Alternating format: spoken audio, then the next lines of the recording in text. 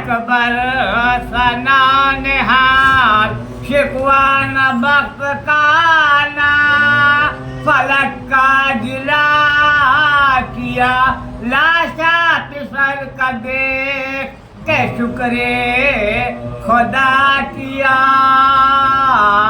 इतरे गुले हजे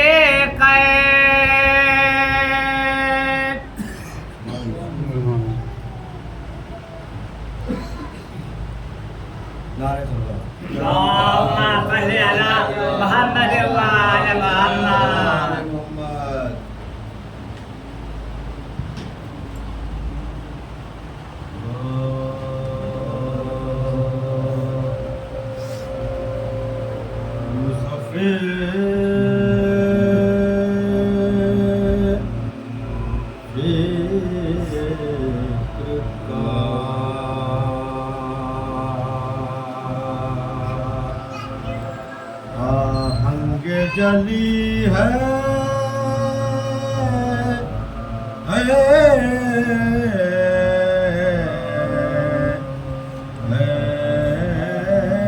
देना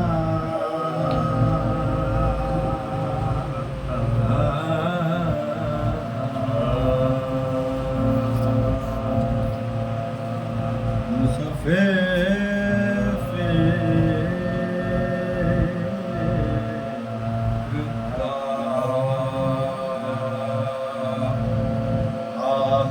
जली है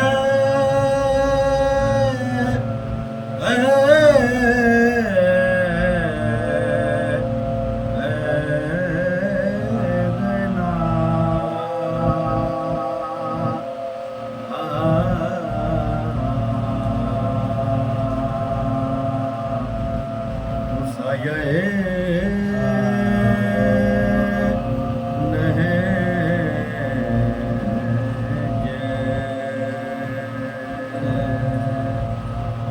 बलागत में पली है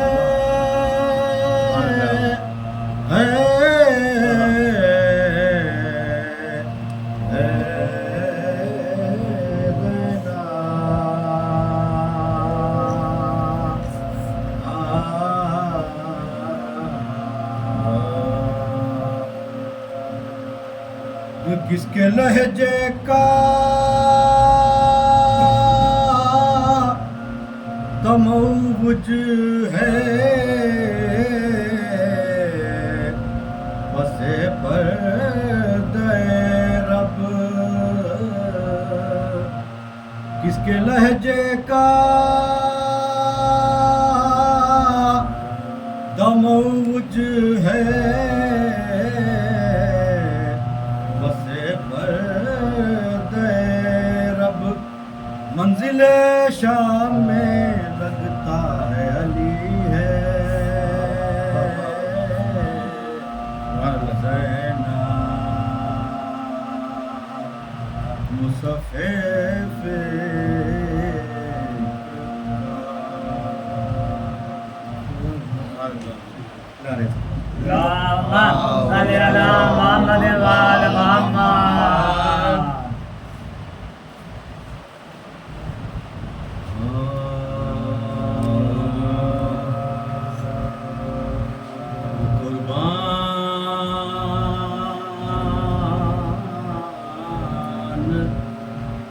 दरे उब्दा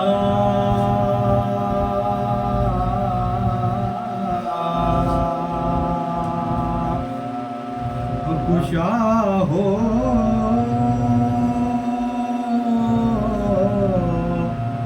तो जान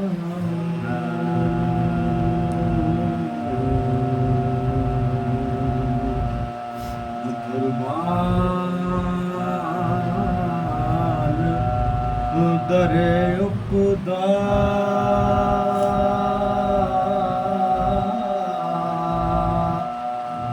कुशा हो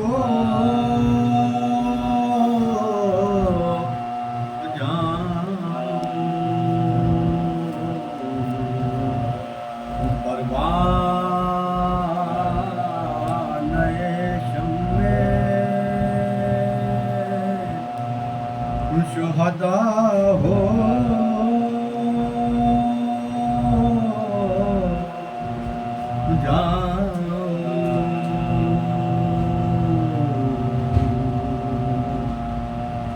خاک در سرور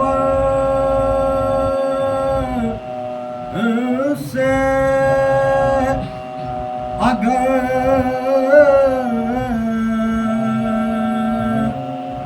خاک ملے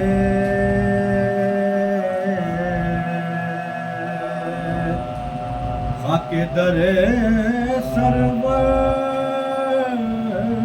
سے اگر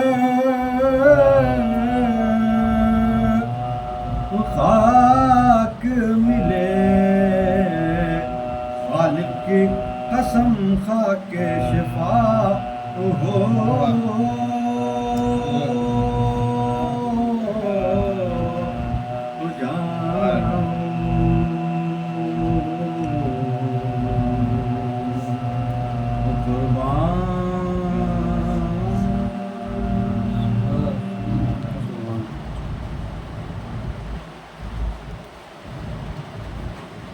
نعرہ تکبیر اللہم صلی اللہ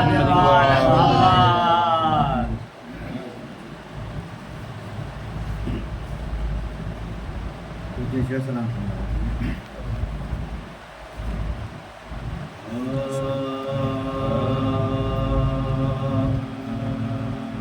بغور سن لے زمانہ حسین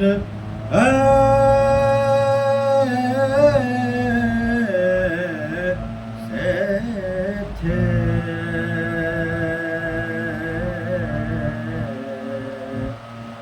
بغور سن لے زمانہ حسین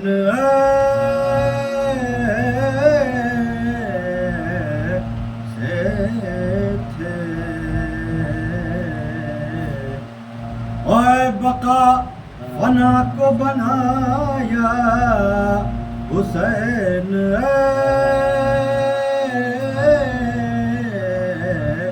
سے تھے بغور سن لے زمانہ چھری کے نیچے وہ خالق سے پیار کی باتیں اے اجل کو ہو گیا سکتا حسین سے تھے بغور سن لے زمانہ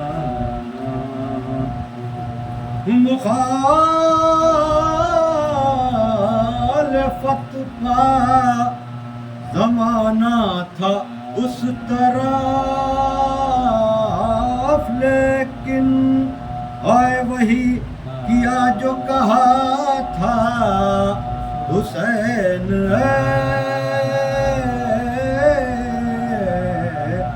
سے تھے بغور سن لے زمانہ سپاہ شام شجاعت کا لوہا مان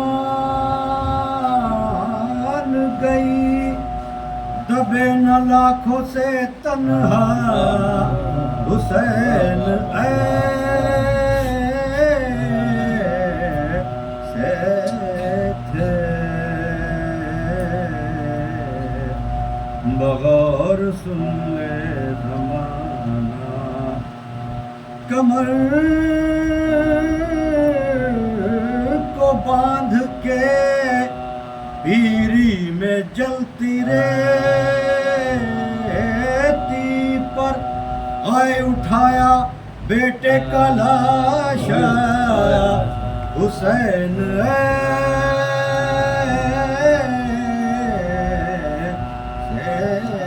تھے مگر سن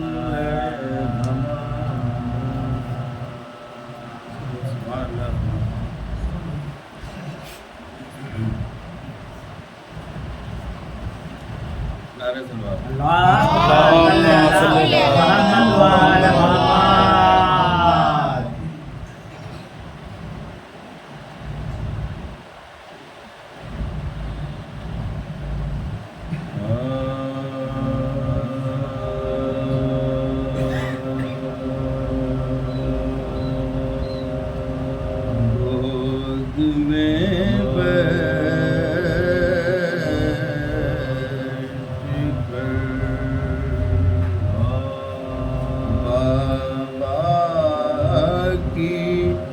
سکینہ نے کہا گود میں بیٹھ کر بابا کی سکینہ نے کہا ہم نے لانے کا کیا تھا وعدہ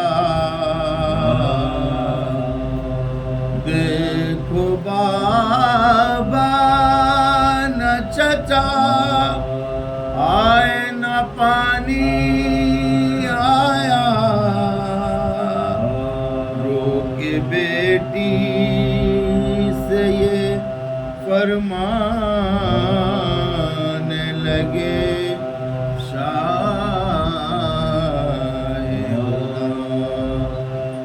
شکوے وعدہ خلافی میری جانی کیسا اور بہ گیا خون علمدار کا پانی کیسا گود میں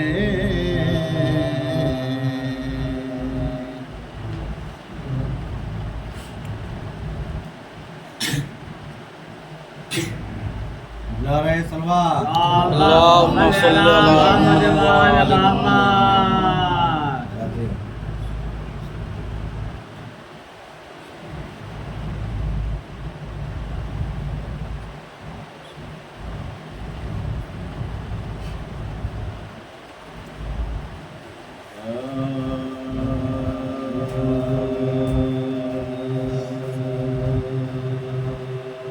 وطن میں جب کی اسیروں کا کارواں آیا وطن میں جب کی اسیروں کا کارواں آیا نبی کے روضے پہ سجاد نوتواں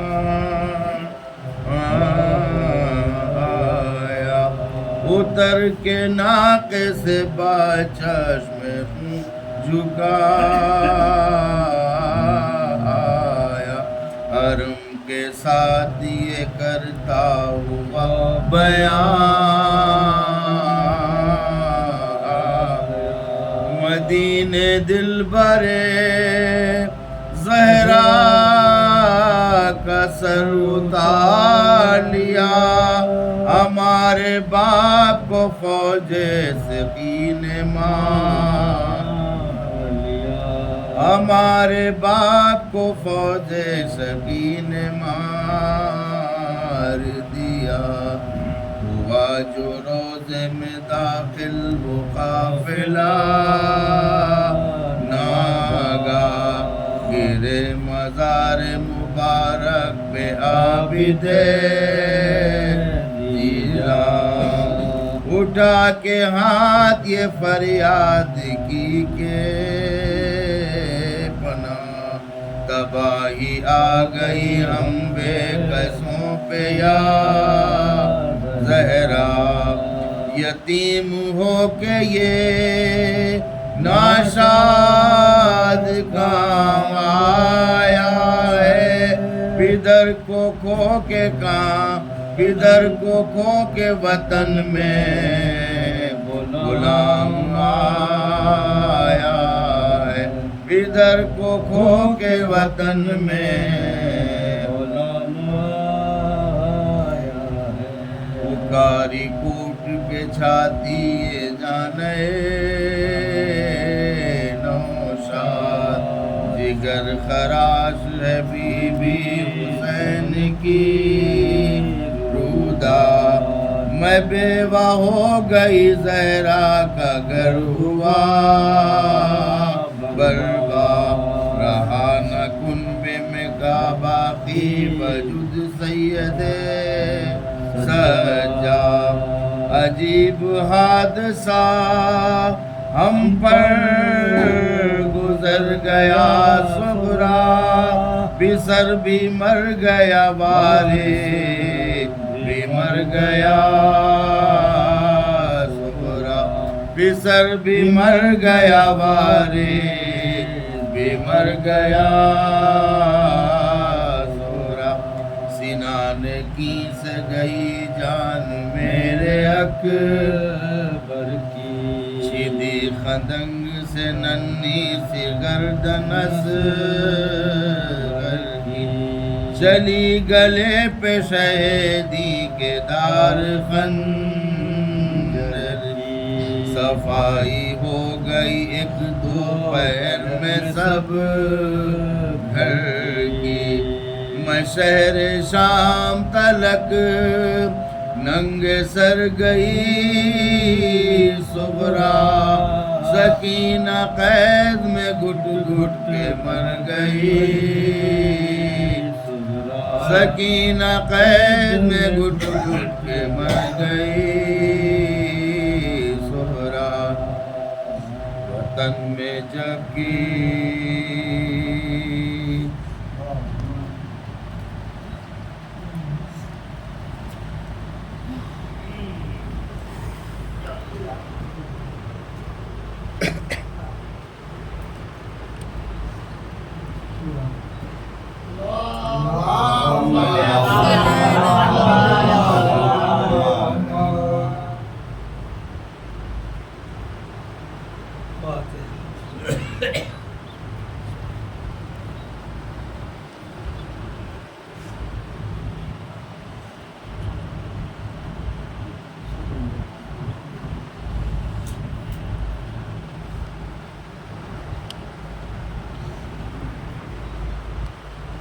لا حول ولا قوة إلا بالله العلي العظيم، أعوذ بالله السميع العليم من الشيطان الرجيم،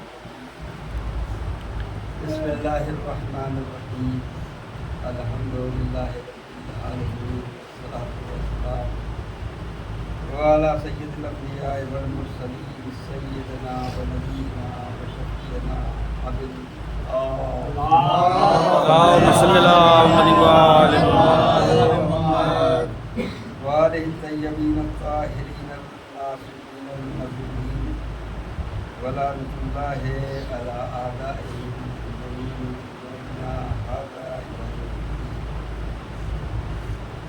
أما بعد، فقد قال الله سبحانه تبارك وتعالى في كتابه الكريم والفرقان الحميد وقوله الحق، بسم الله الرحمن الرحيم، ونصر الإنسان له الخسر إلا الذين آمنوا وعملوا الصالحات. اللهم صل على محمد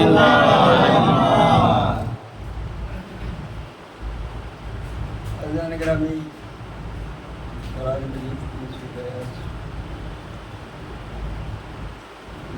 یہ کلمہ ہے، پروردگار عالم ارشاد فرما رہا ہے کہ قسم ہے عصر خاص تمام کے تمام انسان وسارے الا الذین آمنوا وعملوا الصالحات، سوائے ان لوگوں کی جو ایمان لائے اور عمل صالح کرے۔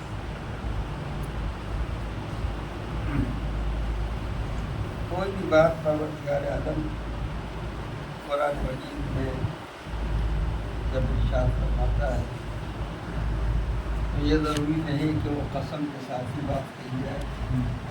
قرآن مجید میں بہت کم مقام ہے کہ جہاں پروردگار عالم نے قسم کھائی. اور علماء تفاسیر نے یہ بات کہی ہے کہ جہاں پروردگار عالم قسم کھاتا ہے تو قسم کھانے کے اسباب جو لکھے ہیں کہ وہ عالم جلال میں جب پروردگار ہوتا ہے تو قسم کھاتا ہے. دوسری وجہ لکھی گئی کہ جب پروردگار عالم کسی بات کو سماج کے اندر معاشرے کے اندر یقین کامل دلانے کے لیے کرتا ہے تو پروردگار عالم قسم.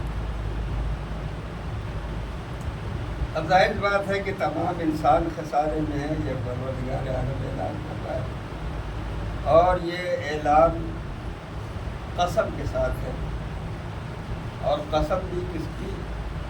عصر خاص کی. اب عصر سے مراد کسی مفسر نے زمانہ لیا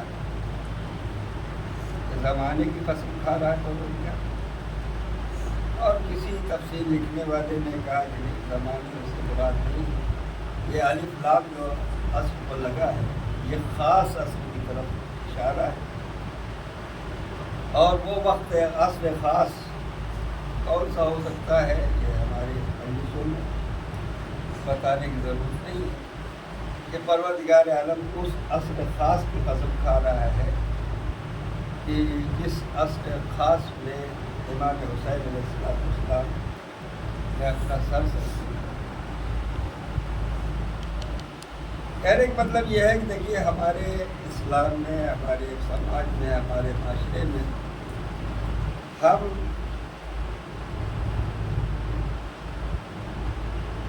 ہجری سال کو بھی مانتے ہیں اور ہم شمسی نظام کو بھی. یعنی ہمارے یہاں چاند کے اعتبار سے بھی تو کیلنڈر چلتا ہے جس کو ہجری کیلنڈر کہتے ہیں، اور شمسی یعنی یہ سورج کے اعتبار سے جو بنایا جاتا ہے اس کو شمسی کیلنڈر. ہمارے یہاں دونوں چیزیں مذہب کا جز بنی ہے، دین کا جز بنی،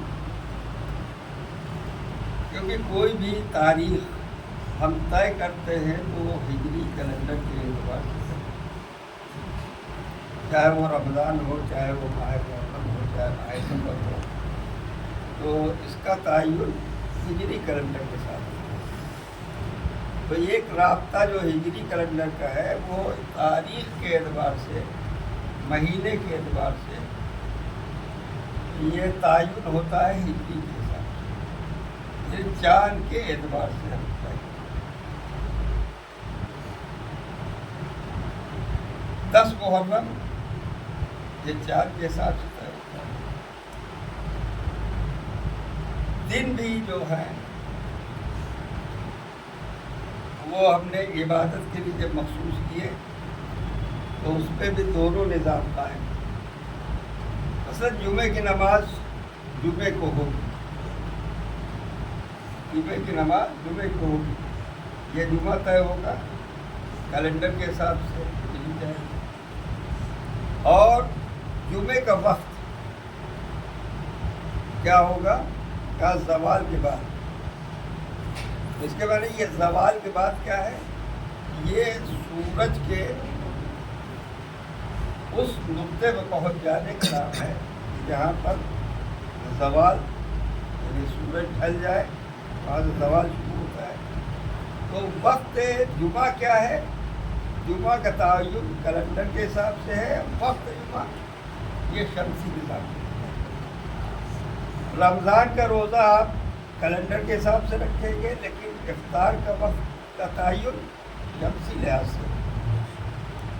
اس کے معنی یہ ہے کہ ہمارا تعلق شمسی نظام سے بھی ہے اور قمری نظام سے.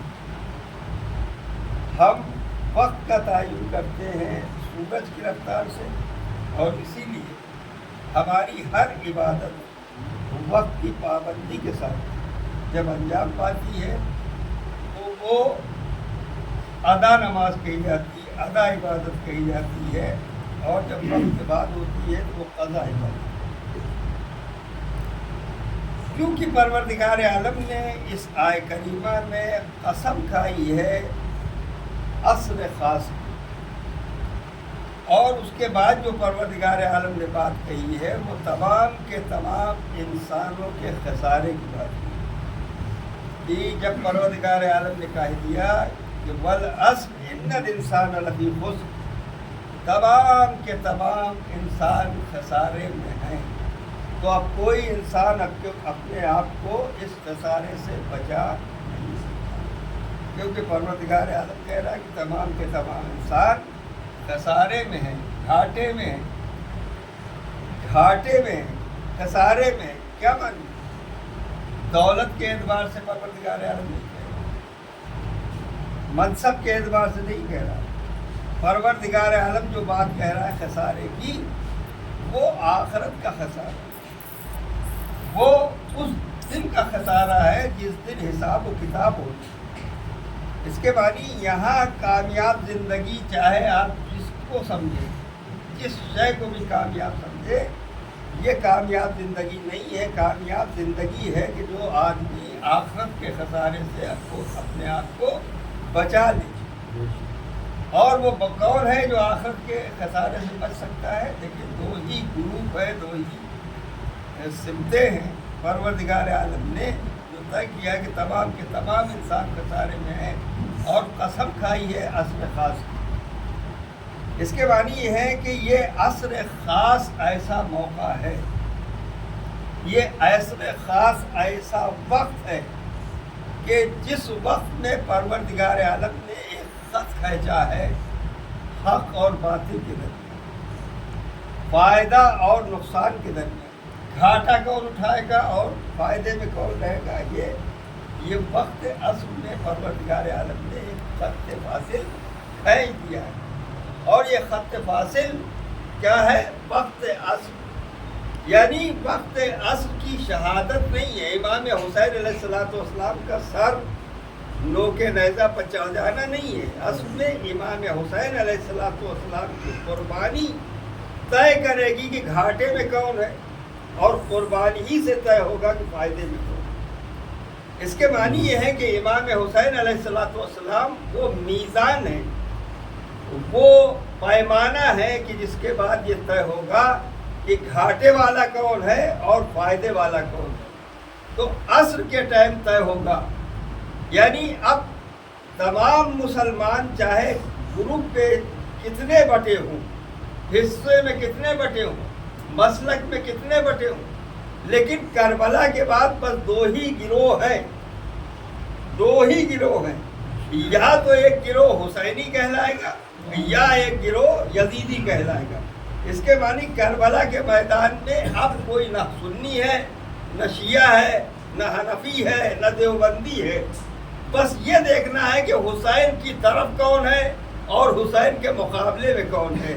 جو حسین کے مقابلے میں ہے وہ خسارے میں ہے، چاہے تعداد میں کچھ بھی ہو، اور جو حسین کی طرف ہے وہ فائدے میں ہے۔ ایک مرتبہ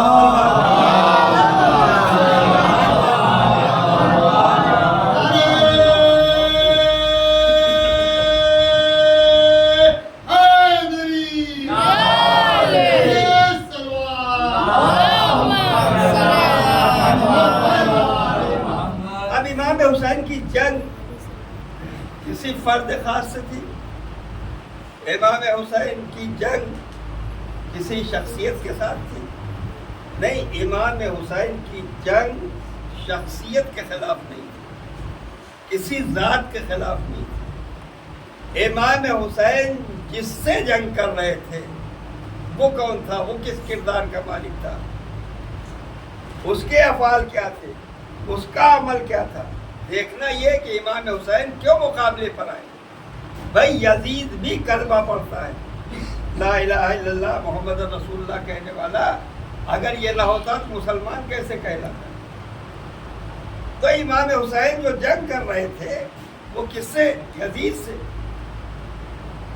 تو یزید تو کلمہ پڑھنے والا، یزید تو لا الہ الا اللہ محمد رسول اللہ کہنے والا نہیں۔ امام حسین نے کہا کہ جنگ ہماری جو ہے، چونکہ یزید فاسق ہے، یزید فاجر ہے، یزید رشتوں کو پامال کرنے والا، یزید شراب پینے والا، یزید بندروں سے کھیلنے والا، یزید شریعت کو مٹانے والا، یزید دین کے احکام کو کوئی وقت نہ دینے والا، اس کے معنی امام حسین علیہ السلام کی جنگ یزید سے نہیں تھی، یزید کے اس فکر سے تھی، یزید کے اس کردار سے تھی، جو یزید جس کردار کا حامل تھا۔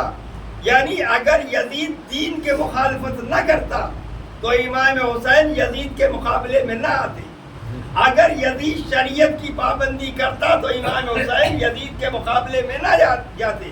اس کے معنی کہ یزید جو عمل کر رہا ہے، امام حسین اس عمل کی مخالفت میں اس کے مقابلے میں آئے، یزید کے مقابلے میں امام حسین نہیں آئے، یزیدیت کے مقابلے میں آئے، اور یزید کے مقابلہ اور ہے، یزیدیت کا مقابلہ اور ہے۔ یاد رکھیں یزیدیت کس کو کہتے ہیں؟ یعنی جو افعال اس کے تھے، یعنی اس یزید کے جو اعمال ہیں، جو کردار ہیں، جو افعال ہیں، اس کردار کا جو بھی مالک ہوگا، اس کردار کا جو بھی حامل ہوگا، حسین اس کے مخالف ہے۔ حسین یزید کے مخالف نہیں ہے، حسین یزیدیت کے مخالف ہے۔ اگر یزید کو شکست دینا ہوتی تو حسین طرح عباس کو اجازت دے دیتے، یزید ختم ہو جاتا، لیکن امام حسین کو یزید کو ختم نہیں کرنا تھا، یزیدیت کو ختم کرنا تھا۔ اور یاد رکھیے جب یزیدیت کو ختم کرنا ہے تو حسینی پیغام یہ سمجھ لینا چاہیے کہ جہاں یزیدی کردار ملے گا وہاں حسین مخالف نظر آئیں گے۔ اب چاہے وہ یزیدی کردار رکھنے والا ممبر پر آنے والا شاہد جیسا ہو، اور چاہے ممبر پر نیچے بیٹھنے والا کسی جیسا ہو۔ ایک مرتبہ صلی اللہ اللہم صلی علی محمد و آل محمد۔ بڑا مسئلہ ہے، بہت اہم بات یہ ہے کہ اصل میں ہم نے یہ سوچا ہے کہ امام حسین ہماری ملکیت کا نام، جیسے قرآن مجید نے کہا کہ نانو اپنا ابن اللہ، ہم اللہ کے بیٹے۔ کون کہہ رہا تھا؟ یہودی کہہ رہا تھا۔ لا يدخل الجنہ، پھر جنت پہ کون جائے گا؟ وہی جائے گا جو یہودی ہوگا یا نصارہ ہوگا۔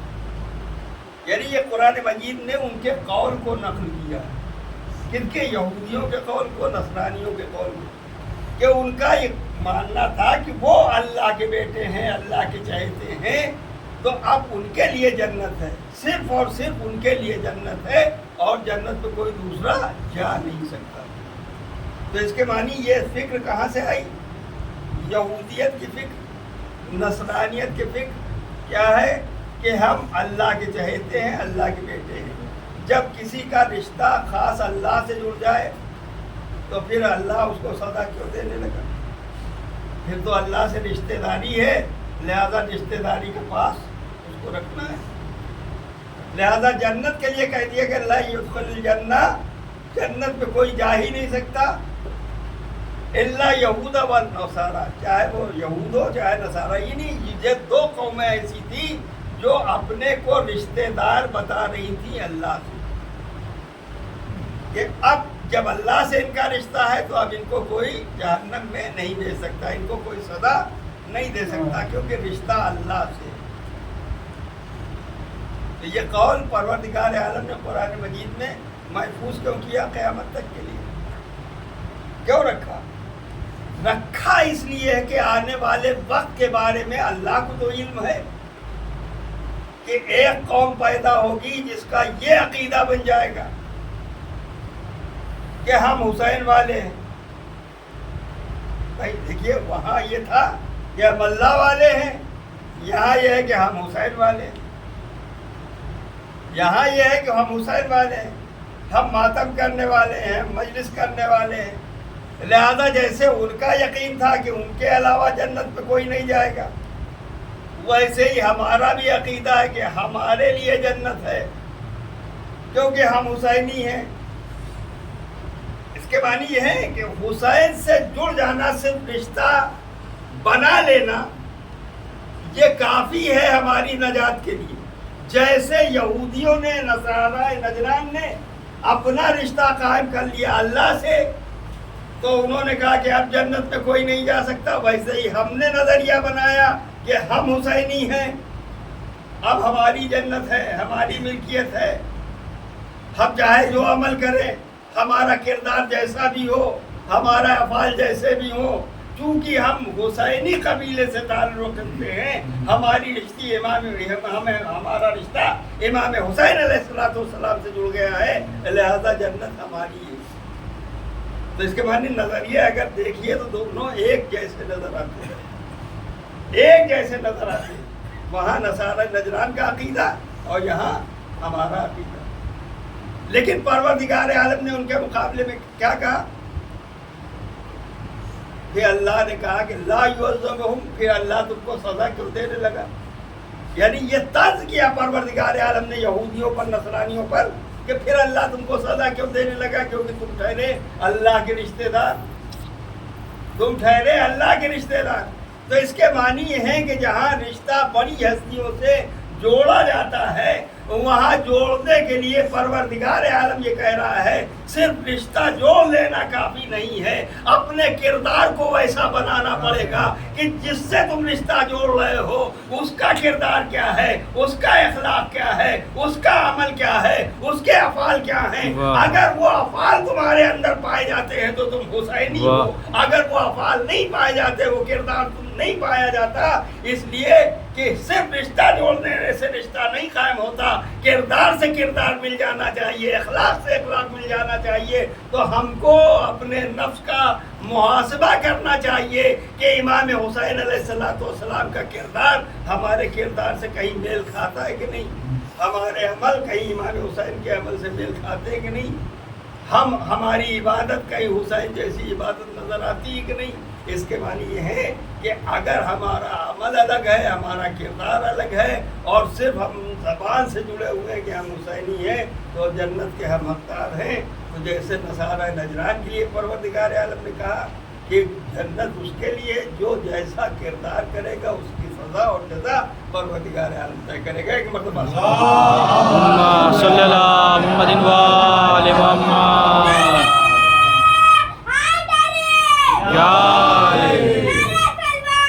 اللہم صلی اللہ محمد وآل محمد۔ اب ایک بات اور، تولا تبرہ، بہت سے لوگ کہتے ہیں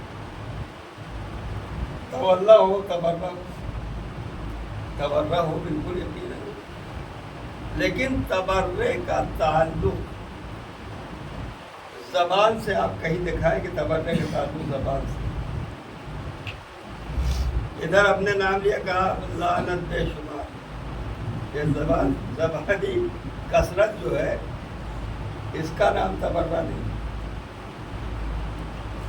تبرے کا تعلق زبان سے نہیں، تبرے کا تعلق عمل سے بیزاری کا نام، عملی بیزاری کا نام تبرہ ہے۔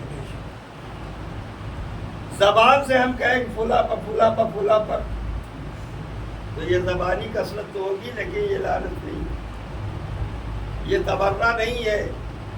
تبرہ یہ ہے کہ جس کردار کو ہم پسند نہیں کرتے وہ کردار ہمارے اندر نہ پایا جائے، جس صفت سے ہم نفرت کرتے ہیں وہ صفت ہمارے اندر نہ ہو۔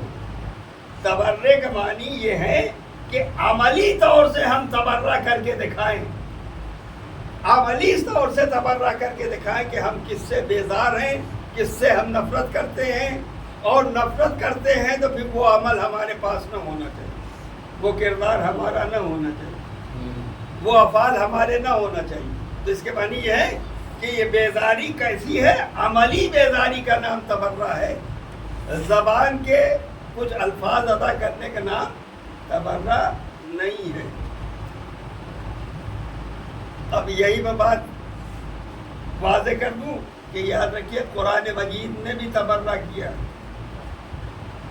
جو انداز قرآن مجید نے سکھایا ہے تبرے کا، اگر ہم اس تبرے کے قائل ہوتے تو آج یہ امام بارگاہ کے اندر تو ہم تبرہ پڑھتے، چوراہے پر ہم نہیں پڑھتے، بازار میں ہم نہیں پڑھتے.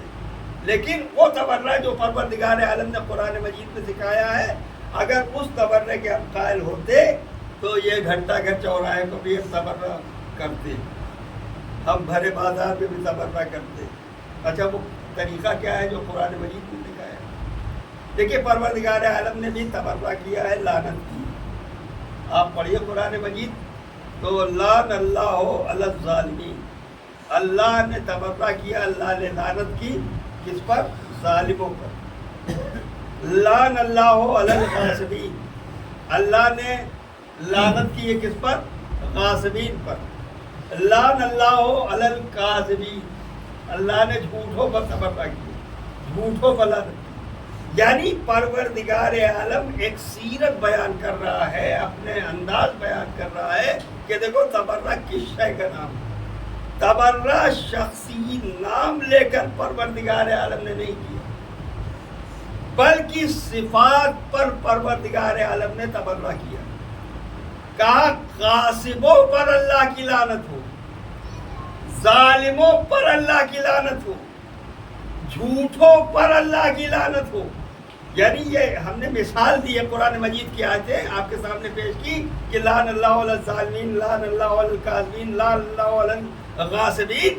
تو یہ غاصبوں پر لعنت، یہ جھوٹوں پر لعنت، یہ ظالموں پر لعنت پروردگار عالم نے کی. کہیں پر نام لیا کہ شمر پر لعنت، کہیں پر نام لیا کہ یزید پر لعنت. یعنی پروردگار عالم نے قرآن مجید میں تبرے کا عنوان یہ رکھا کہ تبرہ صفتوں پر ہوتا ہے. وہ صفتیں جو جس میں پائی جائیں، جس میں پائی جائیں.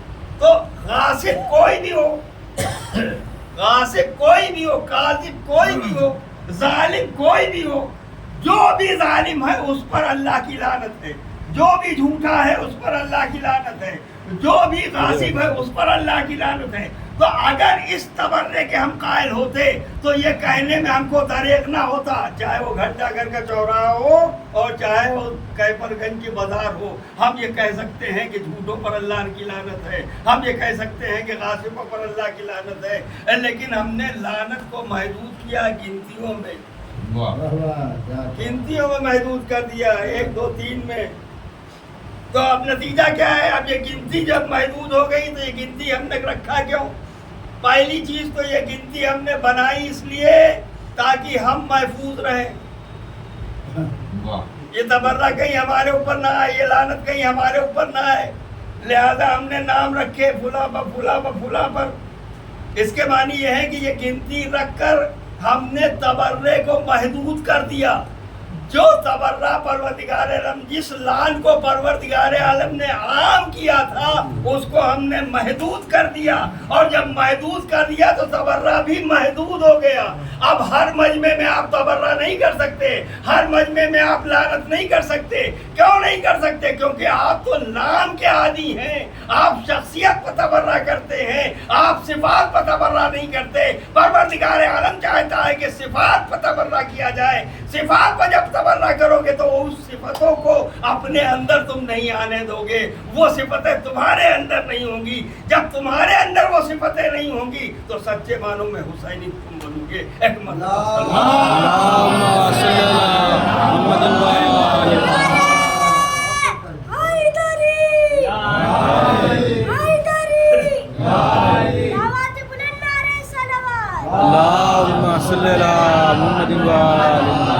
اسی لیے آپ دیکھیے کہ قرآن مجید میں اللہ نے آل محمد کا جب قصیدہ پڑھا، محمد اور آل محمد کی شان بیان کی قرآن مجید میں. بہت سے لوگ کہتے ہیں نا کہ اگر قرآن مجید میں ہے تو دکھائیے کہ نام کہاں ہے، علی کا نام کہاں ہے، فاطمہ کا نام کیا ہے، حسن کا نام کہاں ہے. ہوتا ہے نا، بہت سے لوگ اس دریافت کرتے ہیں کہ وہ نام کہاں ہے جس کی بات آپ کر رہے ہیں. لیکن پروردگار عالم نے آل محمد کی جہاں بھی تعریف کی، جہاں مدح و ثنا کی، وہاں پروردگار عالم نے صفتیں بیان کی.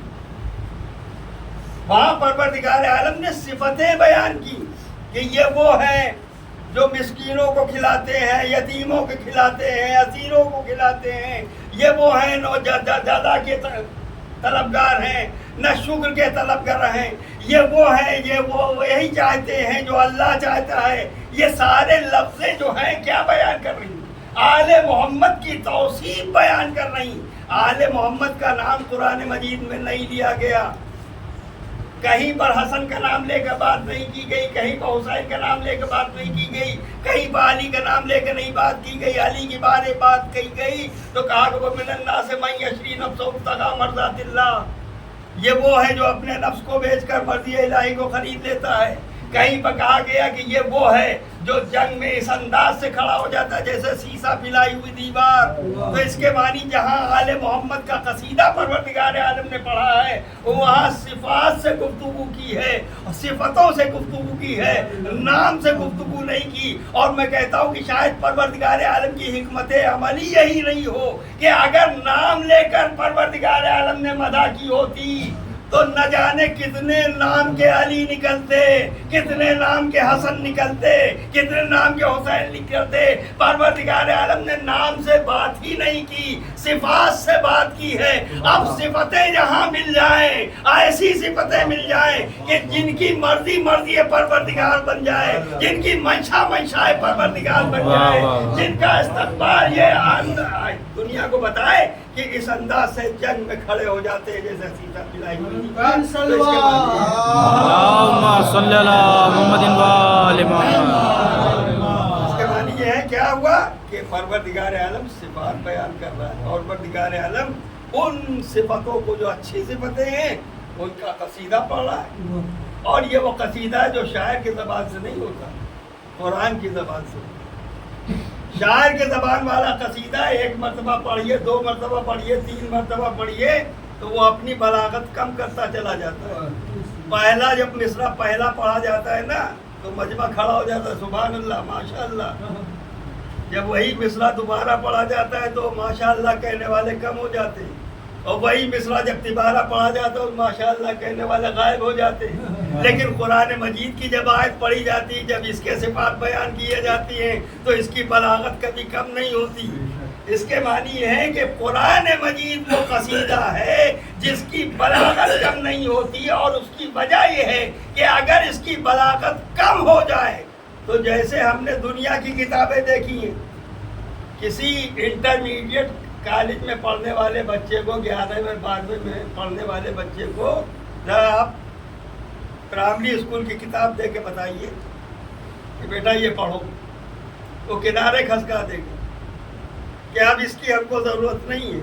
اس کے معنی یہ ہے کہ وہ جو سبق پہلے پڑھا جا چکا ہے اب اس کو دہرانے کی ضرورت نہیں ہے، اب وہ بچہ ارتقائی منزل میں پہنچ چکا۔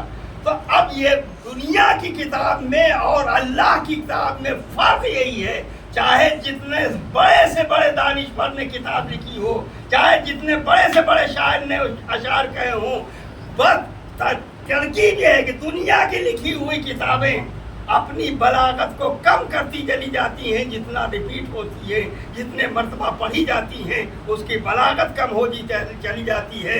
لیکن یہ واحد کتاب قرآن مجید ہے کہ جتنا جتنا مطالعہ بڑھتا چلا جاتا ہے، جتنی قرأت بڑھتی چلی جاتی ہے، اتنا قرآن مجید سے لگاؤ پیدا ہوتا ہے۔ اللہم صلی علی محمد و آل محمد۔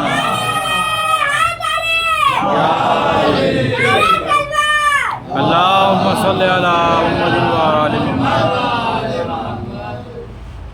11 بج چکے ہیں، ظاہر بات ہے کہ بہت لمبی چوڑی گفتگو نہیں کرنا ہے کہ جلوس کیا ہے؟ جلوس تشہیر مقصد حسین۔ جلوس ہم دنیا کو یہ بتانے کے لیے اٹھاتے ہیں کہ حسین کون تھے، حسین کا کردار کیا تھا، حسین نے جس سے جنگ کی اس کا کردار کیا تھا۔ یہ جلوس فاتح کا جلوس ہے۔ اور میں نے کئی مرتبہ کہا یہ بات کہ دیکھیے سیاست کے دور میں ہم نے 2 طرح کے جلوس دیکھے۔ ایک جلوس آپ نے دیکھا ہوگا نامنیشن والا، نامنیشن کا جلوس نکلتا ہے، تو وہ نامنیشن والا جو جلوس نکلتا ہے وہ ہر پارٹی اپنا جلوس نکالتی ہے، ہر پارٹی ڈھول نگاڑا باجا کے ساتھ اپنی طاقت دکھا کے ہوئے وہ اپنا نامنیشن کرتی ہے۔ تو ایک جلوس تو یہ ہے کہ ہر پارٹی نکالے۔ اب اس کے بعد دوسرا جلوس ہم نے دیکھا، دوسرا جلوس کب نکلتا ہے؟ کہا وہ رزلٹ آ جانے کے بعد اب کس کا جلوس نکلتا ہے؟ کہا اب کسی پارٹی کا جلوس نہیں نکلتا، اب کسی پارٹی کا جلوس نہیں نکلتا۔ کیوں؟ کہا اب جلوس اس پارٹی کا نکلتا ہے جو جیتی ہو، جو کامیاب ہو، جو کامران ہو۔ اس کے معنی یہ ہے کہ دنیا کی سیاست نے ہم کو بتایا کہ جلوس دو طرح کے ہوتے ہیں۔ ایک پہلا جلوس وہ ہوتا ہے جو ہر پارٹی نکالتی ہے، لیکن ہر پارٹی جو جلوس نکالتی ہے وہ اس کی مدت کم ہوتی ہے۔ ادھر نامنیشن ختم ہوا، جلوس ختم ہو گئے، لیکن جو کامیاب ہوتی ہے اس کا جلوس ہمیشہ نکلتا ہے۔ اب سمجھ میں آیا کہ جب نامنیشن کا جلوس نکلتا ہے تو ہم نے نہیں دیکھا کہ لاٹھی چلے ہو، ڈنڈے چلے ہو، اینٹیں چلے ہو۔ نامنیشن کا جلوس نکل گیا، لیکن جب فاتح کا جلوس نکلتا ہے، کامیاب ہونے والے کا جلوس نکلتا ہے، تو اکثر آپ نے سنا ہوگا گولیاں چل گئی، بندوقیں چل گئی۔ تو یہ کیوں چلتی ہیں؟ یعنی ہاری ہوئی پارٹی کبھی نہیں چاہتی کہ وہ فاتح کا جلوس دیکھے۔ ایک مرتبہ اللہم صلی علی محمد و آل محمد۔ امام حسین علیہ السلام کی فتح، کامیابی کا جلوس۔ اسی لیے تاریخ میں لکھا کہ جب یہ قافلہ، لٹا ہوا قافلہ بازار شام میں پہنچا تو طلحہ نام کا ایک شخص مسجد سے اتر کر آیا اور سید سجاد کے سامنے کھڑا ہوا۔ اس نے کہا فرزند رسول یہ بتائیے جیتا کون؟ جیتا کون؟ یزید جیتا کہ حسین جیتا؟ دیکھیے ایسا سوال کر رہا ہے جناب زین العابدین علیہ السلام کہ ہاتھوں میں ہتھکڑیاں ہیں، پیروں میں بیڑیاں ہیں، لیکن اس کے باوجود جب اس نے سوال کیا کہ فرزند رسول جیتا کون؟ حسین جیتے یا یزید جیتا؟ تو ہمارے چوتھے امام نے گردن اٹھائی، وہ گردن جو ابھی تک جھکی ہوئی تھی، لیکن اس سوال پر جناب سید سجاد نے گردن اٹھایا اور اٹھا کے کہا کہ ٹھہر جا، وقت اذان آنے دی۔ اور وقت تھا اذان کا، ادھر مؤذن نے اذان دینا شروع کی۔ کہا اب یہ اذان طے کرے گی کہ جیتا کون۔ یعنی اب سید سجاد نے یہ نہیں بتایا کہ جیت اور کامیابی کس کو ہے، یعنی اگر اللہ کی عبادت میں، اللہ کی نماز میں، اللہ کی اذان میں ہمارے جد کا نام لیا جائے تو سمجھ جانا حسین جیتے، اور اگر کسی اور کا نام لیا جائے سمجھ جانا یزید جیتا۔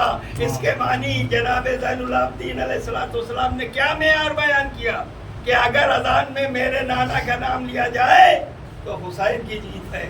تو اس کے معنی اگر نمازیں قائم رہیں گی تو حسین کی جیت ہے، اگر دین قائم رہے گا تو حسین کی جیت ہے، اگر بھلائی قائم رہے گی تو حسین کی جیت ہے، اگر نیکیاں کامیاب رہیں گی تو حسین کی جیت ہے، اگر کردار والے بنیں گے تو حسین کی جیت ہے، اگر اخلاق ہمارے بہتر ہوں گے تو حسین کی جیت ہے، اور اگر اس کے مقابلے میں ہمارے کردار میں، ہمارے اخلاق میں، ہمارے افعال میں، ہمارے عمل میں کمی واقع ہو رہی تو یہ سمجھ جانا کہ ہم حسین سے صرف نام سے جڑے ہوئے ہیں، اصل میں حسین سے ہمارا رابطہ کٹ چکا ہے۔ تو ہم کوشش کریں کہ ذکر حسین میں آ کر انہماک کے ساتھ ہم ذکر حسین کریں اور پیغام حسین لے کے جائیں کہ امام حسین جوڑنے والے کا نام ہے، توڑنے والے کا نام نہیں ہے۔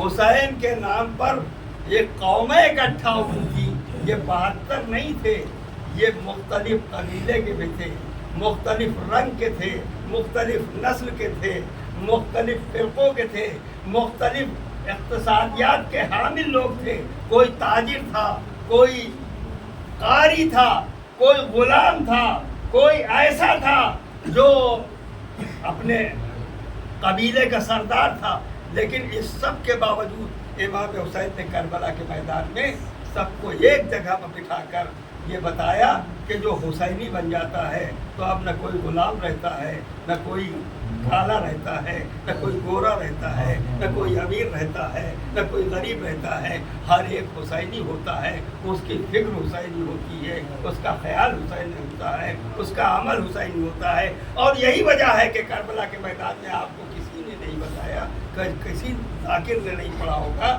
کہ کسی بھی انصار حسین نے کہا ہو مولا اب پیاس برداشت نہیں ہو رہی ہے، اب آپ بیعت کر دیجیے۔ اچھا یہ صحابی کی بات میں نہیں کرتا، بچے جو امام حسین علیہ السلام کے تھے، تاریخ نے لکھا کہ کسی بچے نے حسین سے یہ نہیں کہا کہ آقا اب پیاس برداشت نہیں ہے، اب آپ بیعت کر لیں، اب پانی مل جائے۔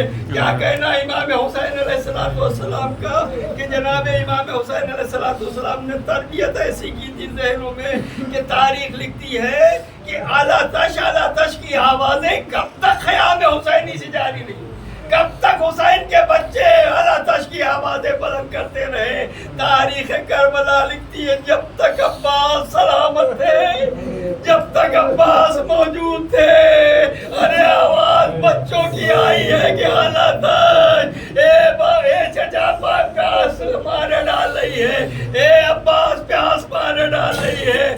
لیکن جب دریا سے خالی علم آیا تو اب تاریخ کربلا لکھتی ہے کسی بچے نے یہ آواز نہیں بلند کی کہ میں پیاسی ہوں، مجھ کو پیاس مارے ڈال رہی ہے۔ کیا گویا جس حسین کے بچوں نے سمجھ لیا کہ اب کا پانی پینا، اب پانی ملنا مشکل ہے، تو یہ امام حسین کی تربیت تھی۔ اور خدا کی قسم بات کو ختم کر دوں کہ وہ سکینہ جس کے لیے جناب امام حسین نے، دیکھیے آپ رخصت کرنے کے لیے آئے عزا خان میں حسین کو، تاریخ لکھتی کہ جب رخصت آخر کو جناب امام حسین آئے، ہر بیوی کو سلام کیا ہے تو جناب امام حسین نے فضہ کو بھی سلام کیا، لیکن ماں کہہ کے سلام کیا، اے میری ماں فضہ، حسین کا آخری سلام ہو۔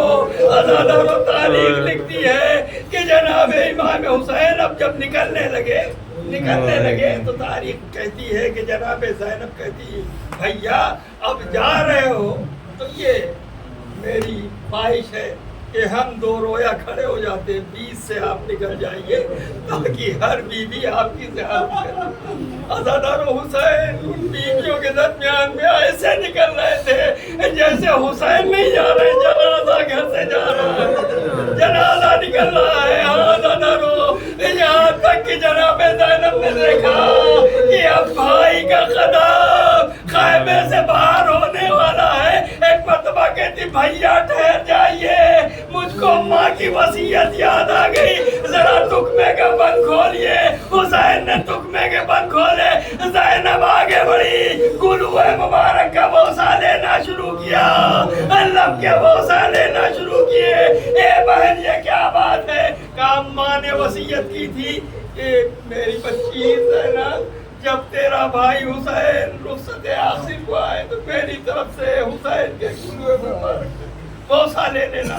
عزادارو آپ سنتے ہیں کہ تاریخ لکھتی کہ جناب امام حسین نے ایک وصیت کی، بہن زینب میری شہادت کے بعد سب سے پہلے جب پانی پانا تو میری بچی سکینہ کو پانی پلا دینا، میری بچی سکینہ کو پانی پلا دینا۔ ہاں عزادارو بس میں نے روایت کو ختم کر دیا، حسین آخری وصیت کر رہے ہیں، دیکھو سکینہ سے خبردار۔ ہاں عزادارو روایت کے جملے ہیں کہ جب یہ قافلہ اسیر ہو کے چلا ایک ایسے مقام پر ٹھہرا جہاں دھوپ تیز تھی، گرمی تیز تھی، روایت کے جملے ہیں کہ یزیدیوں نے اپنے حیوان کو، اپنے گھوڑوں کو، اپنے اونٹوں کو شامیانوں کے نیچے رکھا، شامیانے تانے گئے ان جانوروں کے لیے کہ یہ جانور گرمی میں نہ رہیں۔ لیکن تاریخ لکھتی ہے کہ وہی مقام تھا کہ جہاں اہل بیت علیہ السلام وہ جلتی ہوئی دھوپ میں بٹھا دیے گئے کہ جہاں تک زیادہ تھی۔ آزادارو یہ ایک مقام ہے، کون سا تھا جہاں پر جناب زینب کو بٹھایا گیا، جناب سکینہ بیٹھی ہوئی ہے، جناب سید سجاد بیٹھے ہوئے ہیں. تاریخ لکھتی کہ وقت ظہر آ گیا، جناب سید سجاد نے چاہا کہ نماز ادا کر لے، تیمم کیا جناب سید سجاد نے جلتی ہوئی زمین پر، اور تیمم کرنے کے بعد اب روایت کے عجیب جملے ہیں کہ چاہا کہ جو یزید کے خیمے لگے ہیں اس کے سائے میں کھڑے ہو کر سید سجاد ظہر کی نماز ادا کر لے. عزاداروں مزیدار جناب سید سجاد کھڑے ہوئے، شمر ملون درہ لے کے آیا. اے سید سجاد، ہماری اجازت نہیں ہے کہ آپ اس کے سائے میں نماز ادا کریں.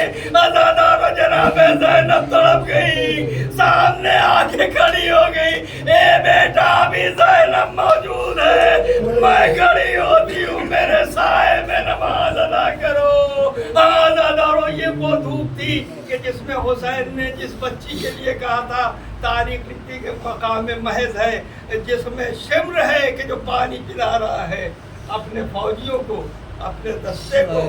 تاریخ لکھتی کہ جناب زینب کو ایک مرتبہ جناب سکینہ نے حسرت و یاد سے دیکھا، اور دیکھنے کے بعد کہا کہ پھوپھی اماں کیا اجازت ہے کہ میں شمر سے پانی لوں. جناب زینب سمجھتی ہے کہ جس نے کوڑے مارے ہیں، جس نے تماچے لگائے ہیں، وہ سکینہ کو پانی نہیں دے گا. لیکن جناب زینب مجبور ہے، خاموش رہ گئی. خاموشی کو جناب سکینہ نے اجازت سمجھی. تاریخ لکھتی کہ سکینہ نے آگے بڑھ کر شمر سے کہا کہ شمر ایک درہ آپ ہم کو دے دے، تیرا پانی کم نہیں ہوگا. شمر متوجہ نہیں ہوا، توجہ نہیں دی شمر نے. تو جناب سکینہ شمر کے پیچھے پیچھے چلی، پیچھے پیچھے چلی کہ اب شاید شمر متوجہ ہو گیا. لیکن تاریخ لکھتی ہے کہ اب جب سب کو پانی پلا چکا تو جناب سکینہ ایک مرتبہ آگے بڑھی. اے شمر پانی بچا ہے، اگر ایک درہ آپ دے دے گا تیرا پانی کم نہیں ہوگا. یہ کہہ کر شمر متوجہ ہوا اور اس نے مشک کا دہانہ کھولا. بچی نے یہ سمجھ کر کوزہ آگے بڑھا دیا کہ شاید پانی شمر دینے پر آمادہ ہے. لیکن شمر نے عجب غضب کیا کہ مشک کا دہانہ کھولا، سارا پانی زمین پر گرا دیا. سکینہ پیاسی رہ گئی. تاریخ لکھتی ہے اسی پانی میں جناب سکینہ لوٹنے لگی. اے پھوپھی اماں، ارے میں پیاسی رہ گئی. شاید یہی وجہ تھی کہ جناب سکینہ جب آخری وقت آیا تو جناب سید سجاد سے وصیت کی، اے میرے بھیا جب میں قید خانے میں مر جاؤں تو میری قبر نم زمین پر بنانا، کیونکہ سکینہ کا دل کباب ہوا جاتا ہے. سید سجاد سيعلم الذين ظلموا أي منقلب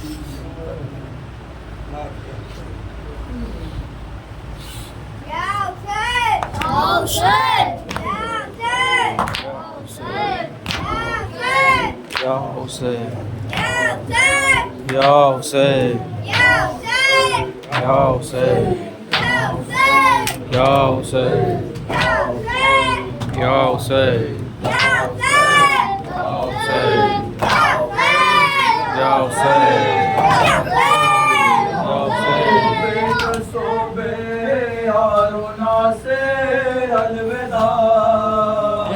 غریبوں بے کسوں بے یارو ناصر الوداع. اے میرے مظلوم، اے میرے مسافر الوداع. اے میرے مظلوم، اے میرے مسافر الوداع. 10 دن کیا خانوں میں آباد رہے، 10 دن کیا خانوں میں آباد رہے. وقت وہ آیا کہ پڑھتا ہے ذاکر الوداع. وقت وہ آیا کہ پڑھتا ہے ذاکر الوداع. ممبر و تابوت رخصت ہے علم فراق ممبر و تابوت رخصت ہے علم ہے شبیہ مرقد بے یار و ناصر الوداع ہے شبیہ مرقد بے یار و ناصر الوداع خنجر ازلم گلوئے شب جب چلنے لگا خنجر ازلم گلوئے شب جب چلنے لگا گھر سے چلائی بہن میرے صابر الوداع گھر سے چلائی بہن میرے صابر الوداع حلق نازک پر لگا صغر کے جب تیر ستام حلق نازک پر لگا صغر کے جب تیر ستام شہ پکارے ہے میرے نانے مسافر الوداع شہ پکارے ہے میرے نانے مسافر الوداع زندگی نے گر وفا کی ہے میرے آقا حسین زندگی نے گر وفا کی ہے میرے آقا حسین سال آئندہ پڑھیں گے آ کے ہم پھر الوداع سال آئندہ پڑھیں گے آ کے ہم پھر الوداع زندہ تو پھر ہوگی زیارت اگلے سال زندہ تو پھر ہوگی زیارت اگلے سال کرنا کیا میں شاید ہو یہ آخر الوداع کرنا کیا میں شاید ہو یہ آخر الوداع اے مومنو اٹھاؤ جنازہ حسین کا اے مومنو اٹھاؤ جنازہ حسین کا وہ فاطمہ غریب کو پرسا حسین کا فاطمہ غریب کو پرسا حسین کا وہ فاطمہ غریب کو پرسا حسین کا اے مومنو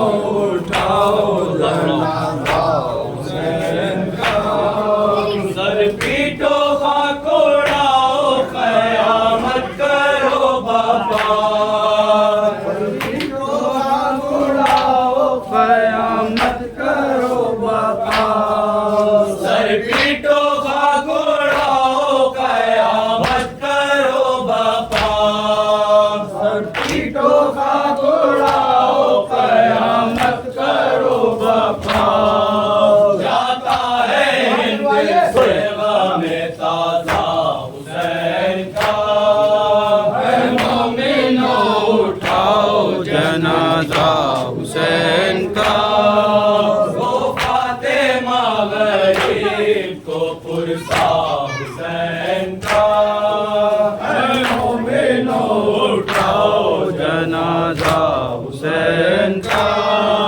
جس طرح سے یہ تیر ہے تابوت میں لگے جس طرح سے یہ تیر ہے تابوت میں لگے جس طرح سے یہ تیر ہے تابوت میں لگے جس طرح سے یہ تیر ہے تابوت میں لگے یوں ہی چدا ہوا تھا کلیجہ حسین کا اے مومنو اٹھاؤ جنازہ حسین کا تو فاطمہ غریب کو پرسا حسین کا اے مومنو اٹھاؤ جنازہ حسین کا دل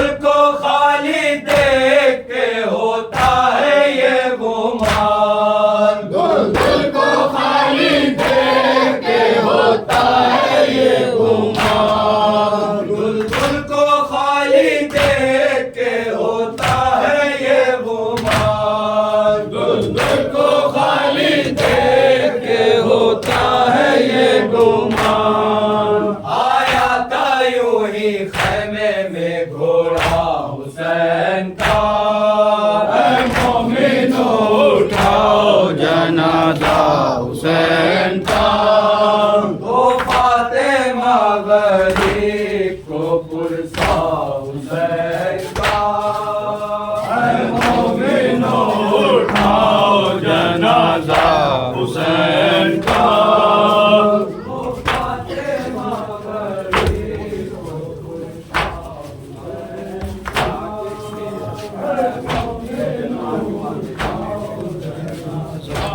حسین کا